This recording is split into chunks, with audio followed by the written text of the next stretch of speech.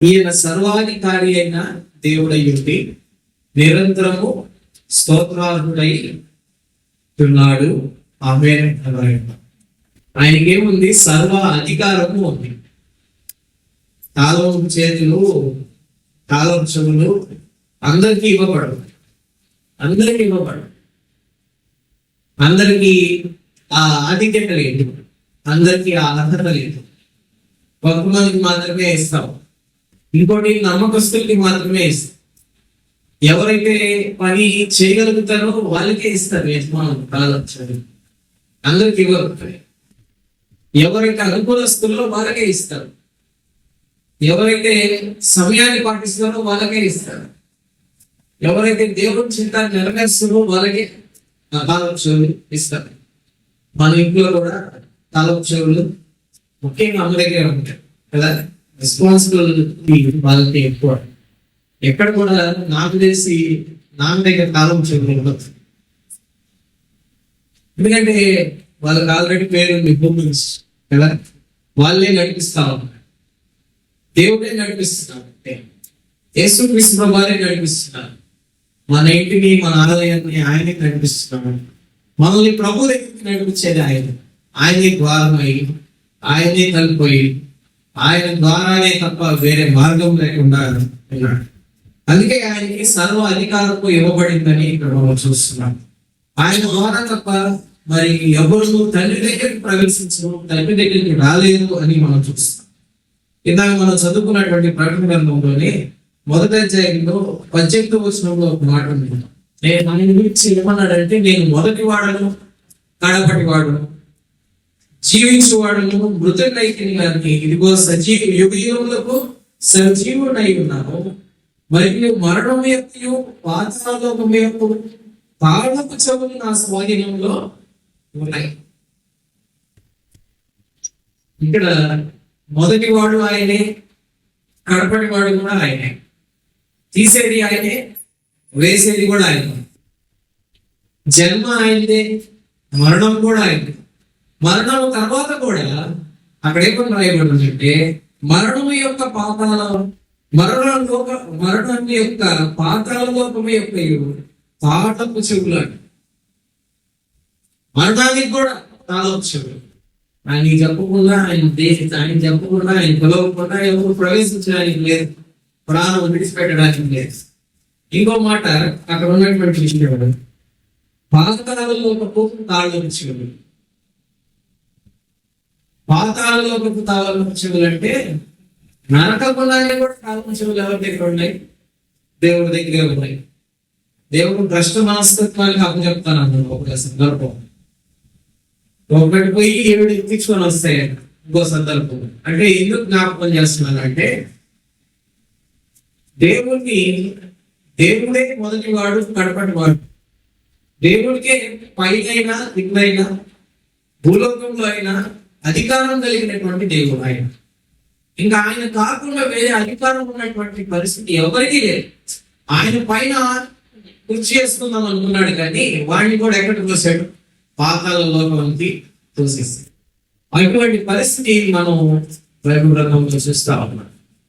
ఆయన నమ్ముకున్నటువంటి బిడ్డలమైన మనం ఈ ఆరాధనకు చేయవలసినటువంటి మనం ఎవరిని ఆరాధిస్తున్నాం అనేటువంటి విషయాన్ని జ్ఞాపకం చేస్తాం. ఆయన సర్వాధికారి అయినటువంటి దేవుడు, మొదటి వాడు, కడపటి వాడు, మరణం యొక్క పాతాళలోకము యొక్క తాళపు చెవులు కలిగినటువంటి వాడు. ఇంకా పైన 3:7 చూస్తే ఆయన దేవుడు, ఆ దేవుడు సర్వ అధికారం ఆయనకి ఇచ్చాడు. ఆయన ద్వారానే పరలోకానికి మనకి ద్వారం ఏర్పాటు చేశాడు, తలుపులు తీసాడు. చెప్పాలంటే ఈ రోమీయులకు రాసినటువంటి పత్రికలో 9లో ఆయన సర్వానికి అధిపతి అనే చూస్తాం. ఆయన సర్వానికి అధిపతి. మొదటి తిమోతికి రాసినటువంటి పత్రికలో అయితే 6వ అధ్యాయంలో ఇంకో మాట అక్కడ ఏమనుందంటే 6:15లో శ్రీమంతుడు అద్వితీయులకు సర్వాధిపతి యుక్త కాలమందు ఆ ప్రత్యక్షతను కనపరుచును. ఆ సర్వాధిపతి రాజులకు రాజును, ప్రభువులకు ప్రభువునై ఉన్నాడు అని. మనం ఈరోజు ఆరాధిస్తున్నటువంటి దేవుని యొక్క శక్తిని మనం జ్ఞాపకం చేసుకుంటాం. ఆయన అన్నాడు, నన్ను జ్ఞాపకం చేసుకోవటమే దీనిని చేయడం చెప్పాడు. మనం అనుసరించేటువంటి నాయకులకు పవర్ లేదు అనుకోండి, ఎంత ఫీల్ అవుతామో. మనం ఉద్యోగాలు చేసేటప్పుడు మన బాస్ మాట చెల్లకపోతే మనం ఎంత ఫీల్ అవుతామో కదా. అటువంటి అనుభవాలు మనకు ఉంటాయి. మనం ఎవరినైతే నాయకుడు అనుకుంటామో ఆ నాయకుడికి నాయకత్వమే లేకపోతే, ఆయనకి టికెటే రాకపోతే మనం ఎంత ఫీల్ అవుతామో కదా. ఆయనతో పాటు మనం అందరం వేస్ట్ అయిపోయామనుకుంటాం. ఇక్కడ జరిగినటువంటి విషయం ఏంటంటే, యేసుక్రీస్తు వారికి తండ్రి అయినటువంటి దేవుడు సర్వ అధికారాన్ని ఇచ్చేసాడు, తాళపు చెవుల్ని ఇచ్చేసాడు. కాబట్టి అదే అధికారాన్ని ఈరోజు మనం అనుభవిస్తున్నాం. అది ఆయన ఆరాధించడానికి కారణాలు ఆలోచన చేస్తే, మనకి ఇచ్చినటువంటి దేవుడు ఆయన ద్వారా ఇచ్చినటువంటి ఆధిక్యతని మనం జ్ఞాపకం చేస్తాం. ఆయన ద్వారా అధికారం ఇవ్వబడినటువంటి భావం. ఒక సందర్భంలో మీరు దేవదూతలకి తీర్పు తీరుస్తారని, ఏంటి అసలు మానవులేంటి, పాపభూషితమైనటువంటి మానవులు ఏంటి, ఇటువంటి అధికారం ఏంటి, ఇటువంటి అధికారం ఏంటి? పరలోకంలో కూర్చుండబెట్టేటువంటి భాగ్యం, అది కూడా తండ్రి కుడి పార్శ్వంలో కూర్చునేటువంటి భాగ్యం.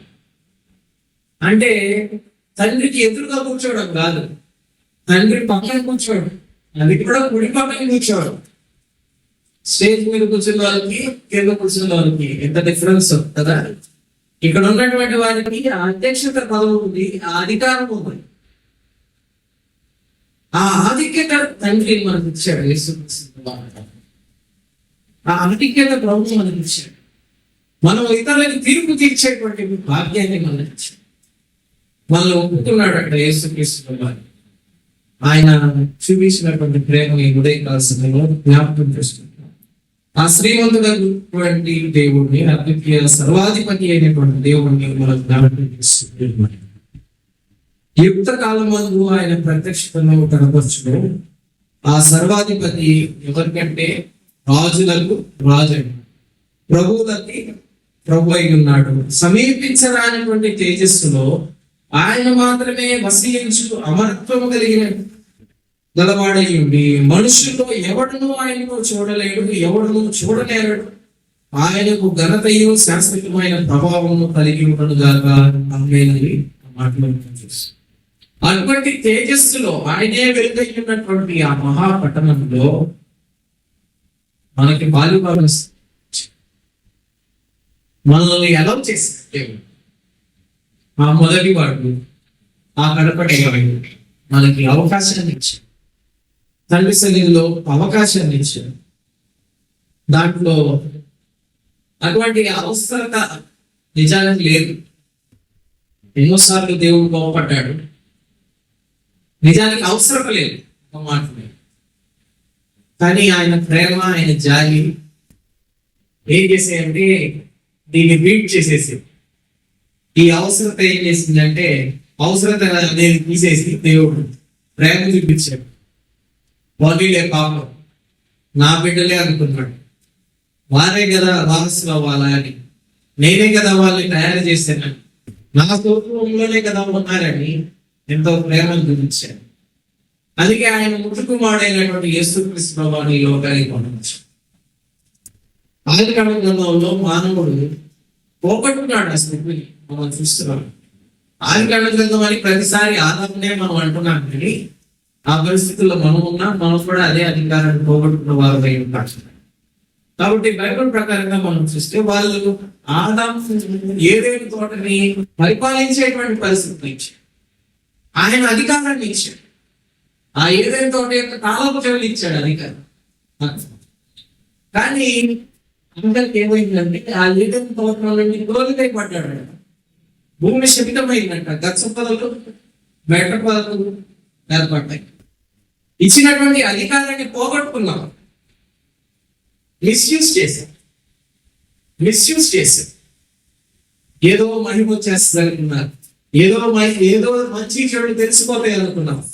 మన సొంత ఆలోచనల ప్రకారం వెళ్ళి తెలియనటువంటి మార్గంలో ప్రవేశించాం.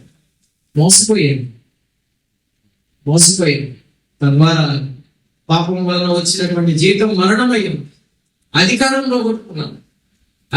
పోగొట్టుకున్నటువంటి మనం నిత్య నరకానికి వారసులైనటువంటి పరిస్థితిలో మనం ఉండగా ప్రభు అయినటువంటి యేసుక్రీస్తు ప్రభువారు మనల్ని రక్షించాడు. రోమిలకు రాసినటువంటి పత్రికలో ఒక మాట చూపిస్తాను. మానవుని యొక్క పరిస్థితి రోమిలకు రాసినటువంటి పత్రిక 5వ అధ్యాయం 12వ వచనం. రోమిలకు రాసినటువంటి పత్రిక 5వ అధ్యాయం 12వ వచనంలో, ఇట్లుండగా ఒక మనుషుని ద్వారా పాపము ద్వారా మరణం లోకంలో ఎలాగో ప్రవేశించను, అలాగే మనుషులందరూ పాపం చేసినందున మరణము అందరికీ సంప్రాప్తమైంది. ఆ పాపం వలన మనకేమొచ్చింది? ఈ దినం మరణం వచ్చింది. ఆయన ఇచ్చినటువంటి ఆ ఆధిక్యతను పోగొట్టుకున్నాం. చివరికి ఎక్కడికి వచ్చి ఆగిందంటే మరణం దగ్గరికి వచ్చి ఆగింది. అధికారులుగా ఉన్నటువంటి మనం, ఆధిపత్యం జరిగిస్తున్నటువంటి మనం, ఏదైనా తోటలో ఆధిపత్యం జరిగిస్తున్నటువంటి మనం, సర్వ సృష్టి మీద అధికారం జరిగినటువంటి మనం, వాటిని పేర్లు పెట్టినటువంటి మనం, అవన్నీ మన మాట ఏంటంటే అటువంటి పరిస్థితిని పోగొట్టుకొని దేవునితో ముఖాముఖిగా సంజయవేళ ఆయనతో మాట్లాడేటువంటి పరిస్థితి అది పోగొట్టుకుంటాం. ఇచ్చినటువంటి ఆస్తిని పోగొట్టుకున్నాం, తోటను పోగొట్టుకున్నాం, 4 నదులు, మంచి ఆహారం అంతా పోయింది. దెబ్బకి బయటికి బయలుపెట్టి వీధుల్లో పడ్డాం, దవిని వెలుపలే పడ్డాం, డోర్కి బయట పడ్డాం. దానికి కాలాలు వేసేసాడు, 2 తెలుగులు అడ్డం పెట్టాడు దేవుడు. ఆ ఏదేలో ప్రవేశం లేకుండా 3వ అధ్యాయంలో చూస్తే 2 తెలుగులకి అడ్డం పెట్టింది. అంటే ఆయన వేసిన తర్వాత ఎవరు తీయనటువంటి తాళాలు వేయగలడు. ఆయన వేస్తే ఎవరు తీయలేరు, ఆయన విప్పితే ఎవరు. అదే జరిగింది. ఇప్పుడు ఆయన విప్పాడు యేసుక్రీస్తు ప్రభువారి ద్వారా ఆయన తాళాన్ని. ఇప్పుడు దానికి అడ్డపడేటువంటి పరిస్థితి ఎవరికి లేదు. పరలోకంలో లేదు, భూలోకంలో లేదు, నరక గుణంలో, పాతాళ గుణంలో కూడా లేదు. ఎందుకంటే దాని తాళాలు కూడా ఆయన దగ్గర ఉన్నాయి. ఒక దినాలు ఉపయోగం దినం పాతాళంలో వేసి తాళం వేస్తాడు. అటువంటి పరిస్థితి నరకంలో వేసి తాళం వేస్తాడు. కానీ ఆ మధ్యలో యేసుక్రీస్తు వారే మనం ప్రేమించి ఈ లోకానికి తెలిసి ఈ మరణమయ్యో అనేటువంటి విషయాన్ని గమనించి వీళ్ళు ఇంకా చనిపోకూడదు అని ఆయన ఆల్రెడీ నిత్య నిబంధన చేస్తున్నాడు. నోవా కాలం నుంచి ఇంకా ఇటువంటి ఎప్పుడు చేయకూడదు. ఆయనకే బాధిస్తుంది. ఎంత ప్రేమ చూపించాడు ఈ మానవాళి. తిరిగి జీవాన్ని ఇచ్చినా అయినా కూడా పాపంలో పడ్డా, దానికి మోక్షం లేకుండా పడ్డా. కానీ యేసుక్రీస్తు ప్రభువారే ఈ లోకానికి వచ్చాడు వాళ్ళందరిని రక్షించడానికి. ఆ మృతు కుమారుడు ఆ యేసుక్రీస్తు ప్రభువారు ఆ అధికారం కలిగినటువంటి దేవుడు ఇక్కడికి వాళ్ళ మీద వచ్చాడు. కొలసీలకు రాసినటువంటి పత్రిక 1వ అధ్యాయంలో ఒక మాట మనకు కనిపిస్తుంది. కొలసీలకు రాసినటువంటి పత్రిక 1వ అధ్యాయం 13లో, ఆయన మనను అంధకార సంబంధమైన అధికారంలో నుండి విడుదల చేసి తాను ప్రేమించిన తన కుమారుని యొక్క రాజ్య నివాసులుగా చేశాను. ఆ మరణంలో ఉన్నటువంటి మనల్ని దేవుడు ప్రేమించి రక్షించి ఇప్పుడు రాజ్య నివాసులుగా చేశాడు. అది ఎవరికి మాత్రమే అధికారం ఉంటుంది? ఆ కాలాల్లో కలిగినటువంటి వారికి అధికారం. ఆయన సర్వాధికారి, రాజులకు రాజు, ప్రభువులకు ప్రభు, అందరి మీద అధికారం కలిగినటువంటి ఆ యేసుక్రీస్తు ప్రభువారి ద్వారా ఈ దినం మనల్ని ఆయన రాజ్య నివాసులుగా చేశాడు. ఇప్పుడు బయట వేయబడ్డాం, తోలి వేయబడ్డాం, శాపంలో పాపంలో ఉన్నాం, నిత్య నరకాన్ని, నిత్య మరణం మాత్రమే ఉంది. అటువంటి మనల్ని యేసుక్రీస్తు ప్రభువారి ఏం చేశాడు? అంధకార సంబంధమైనటువంటి అధికారంలో నుండి, అంధకార సంబంధమైనటువంటి అధికారంలో నుండి మనల్ని దేవుడు ఇప్పుడు విడిపించాడు. యేసుక్రీస్తు వారి ద్వారా ఎవరైతే మొదటి వాడు కడపటి వాడు అయి ఉన్నాడు, ఆయన ద్వారా మనల్ని ఇప్పుడు విమోచించాడు, రక్షించాడు. పాపంలో నుండి, శాపంలో నుండి రక్షించాడు. అక్కడ ఉన్నటువంటి మాట, రాజ్య నివాసులు యొక్క కుమారుని యొక్క రాజ్య నివాసులు, తండ్రి యొక్క రాజ్యం అని కూడా చెప్పడం ఉంది. ఎందుకంటే అధికారం కుమారునికి ఇవ్వబడింది కాబట్టి కుమారుడి యొక్క రాజ్య నివాసులుగా, అంటే ఆయన ద్వారా తప్ప రాజ్య నివాసం ఎవరికి రాదు. అది అందుకే ఆయన సర్వాధికారి అయిన దేవుడై ఉన్నాడు. అందుకే ఆయన మొదటి వాడు కడపటి వాడు అయి ఉన్నాడు. అందుకే ఆయన రాజులకి రాజు, ప్రభువులకు ప్రభు అయి ఉన్నాడు. ఈ దినం మనం ఆరాధన చేయడానికి వచ్చినటువంటి మనం అటువంటి అధికారం కలిగినటువంటి దేవుడిని కలుగుతున్నాం. యెహోవా దేవుడు కలిగినటువంటి జనులు ధన్యులు. ఆ ధన్యత మనం అనుభవిస్తున్నాం. దేవుడు ఇచ్చినటువంటి ఆధిక్యతను మనం అనుభవిస్తున్నాం. ఇప్పుడు చాలా శక్తివంతమైనటువంటి రాజ్యంలో ఉన్నాం. చాలా శక్తివంతమైన, లోకంలో లేదు, భూలోకంలో లేదు, పాతాళ లోకంలో కూడా లేదు. అటువంటి శక్తిగలమైనటువంటి రాజ్యంలో మనం నివాసం అయి ఉన్నాం.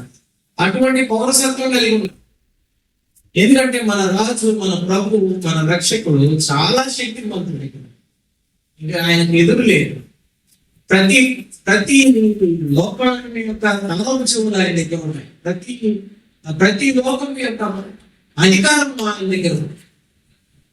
ఇంకా ఆయన మెరుగైనటువంటి పరిస్థితి. అయితే ఆరాధన చేసినటువంటి మనం కృతజ్ఞతాస్తుతులు చెల్లించాలి. మన స్థితి ఏంటి, మన గతి ఏంటి, మనం ఆలోచన చేయాలి. నిజానికి మరణమై ఉండాల్సినటువంటి ఆ ద్వారం బయట ఉండాల్సినటువంటి పరిస్థితి. అయితే దేవుడు ప్రాణాలను తీసి మనకి లోపల ప్రవేశాన్ని ఇచ్చాడు. ఆయన రాజ్య నివాసులుగా చేశాడు. మొదట పౌరసత్వం ఇచ్చాడు, ఆ తర్వాత ఆయన కృపాసనే కూర్చోబెట్టాడు. ఆ తర్వాత 1000 ఏళ్ల పరిపాలనలో తనకు పాల్గొందులు పొందేటువంటి భాగ్యాన్ని ఇచ్చాడు. ఆ కేరువులు సెరువుల మధ్య మనం కూడా ఉండేటువంటి గొప్ప ఆశీర్వాదకరమైనటువంటి భాగం. పరలోకంలోనే కాదు, భూలోకంలో కూడా నమ్మి బాప్తిసం పొందినటువంటి మన అందరికీ ఈ దినం ఆయన జ్ఞాపకం చేస్తుంది. ఆయన మన పట్ల చేపట్టినటువంటి ఆ శిలువ యాగాన్ని జ్ఞాపకం చేస్తుంది. ఆయన ఏర్పరిచినటువంటి మార్గాన్ని జ్ఞాపకం చేసుకుంటూ ఆయన తలుపులు తీశాడు. ఆ అతి పరిశుద్ధ స్థలానికి ప్రవేశం ఏర్పడింది ఈ దినం. ఆ తెర జరిగిందే ఏకంగా దేవుడి ముఖ దర్శనం చేసుకునేటువంటి భాగ్యం పరలోకంలోనే కాదు, ఈ లోకంలో కూడా దేవుడు మనకిచ్చాడు. ఆ తెర చిరిగిపోతే అతి పరిశుద్ధ స్థలంలో యాజక ధర్మం జరిగించేటువంటి భాగ్యం దేవుడు మనకి అనుగ్రహించాడు. దేవుడు చూపించినటువంటి ఆ గొప్ప ఎంతో కృతజ్ఞతాస్తుతులు అర్పణలు చెల్లించబద్ధమై ఉన్నాం. ఆటంగా ఒక మాట చూపిస్తారు. మొదటి కొరింథీయులకు రాసిన పత్రిక 15వ అధ్యాయం 45వ వచనం. ఇందు విషయమై ఆదామును మొదటి మనుషులు జీవించు ప్రాణి అని రాయబడి ఉన్నది. కడపటి ఆదాము జీవింపజేయు ఆత్మ ఆయన, ఆత్మ సంబంధమైన అది మొదట కలిగినది కాదు, ప్రకృతి సంబంధమైనది మొదట కలిగినది, తరువాత ఆత్మ సంబంధం. 15 చూస్తే లేఖనముల ప్రకారము క్రీస్తు మన పాపముల నిమిత్తము మృతి పొందెను, సమాధి చేయబడెను, లేఖనముల ప్రకారము 3వ దినమున లేపబడెను అన్నాడు. ఇంకా ఒక మాట యోహాను సువార్త 1వ అధ్యాయం 12వ వచనం. 1వ అధ్యాయం 12వ వచనంలో తను ఎందరు అంగీకరించినో వారందరికీ, అనగా తన నామము విశ్వాసం ఉంచు వారికి దేవుని పిల్లలకు ఆయన అధికారము అనుగ్రహించాడు. ఈ ఒక్క మాటలో నేను ముగిస్తున్నాను. దేవుని పిల్లలకు అధికారము అనుగ్రహించాడు. ఏం చేస్తే? నిజానికి మానవుడు ఏం చేయాల? నిజానికి ఏం చేయగలరు? ఏ యాగం చేయగలరు?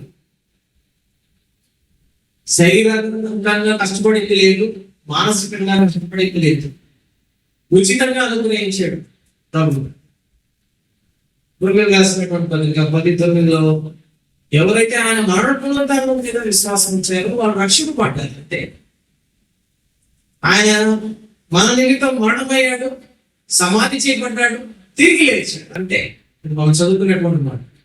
ఆ చిన్న 3 విషయాల విషయంలో విశ్వాసం ఉంచడం ద్వారా ఏమి ఇచ్చాడంట? 1:12 అధికారం ఇచ్చాడు. ఆయన బిడ్డలమైనటువంటి అధికారం ఇచ్చాడు. తాళాలు తీసేసి 2 అన్నాడు. అంటే పరలోకంలో భూలోకంలో ఆయన అధికారానికి ఒప్పుకోవడం, ఆయన అధికారానికి ఒప్పుకున్నటువంటి వారందరినీ ఆయన కుమారులు అన్నాడు. ఇక్కడ 12లో చూస్తే దేవుని పిల్లలగుటకు అధికారం ఇచ్చాడు. ఆ అధికారం దేవుని పిల్లలగుటకు అధికారం ఇచ్చాడు. దేవుడు ఇచ్చినటువంటి భాగ్యాన్ని జ్ఞాపకం చేసుకుంటూ ద్వారా ఆయన సన్నిధికి వస్తుంది. దేవుని మాటలు మన